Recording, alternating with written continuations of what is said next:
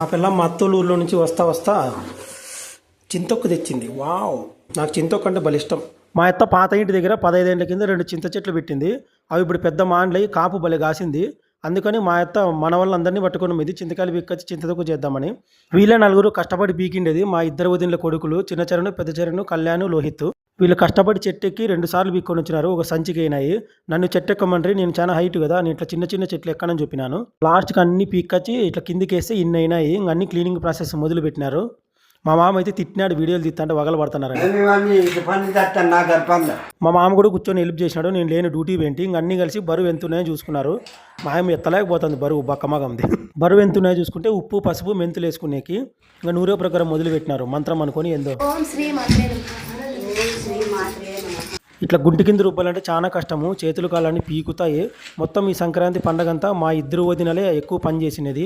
నా పిల్లం గొంతు నొప్పి, జ్వరం అని ఎక్కువ పని చేపిలేదు పాపము. వాళ్ళిద్దరూ ఎక్కువ కష్టపడి పండగంతా సక్సెస్ చేసినారు. జనాలు ఎక్కువ అంటే పని కూడా ఎక్కువే ఉంటుంది, కడిగేటివి, ఉతికేటివి అని. మా ఇద్దరు వదిన గారులే కష్టపడి చేసినారు పాపము.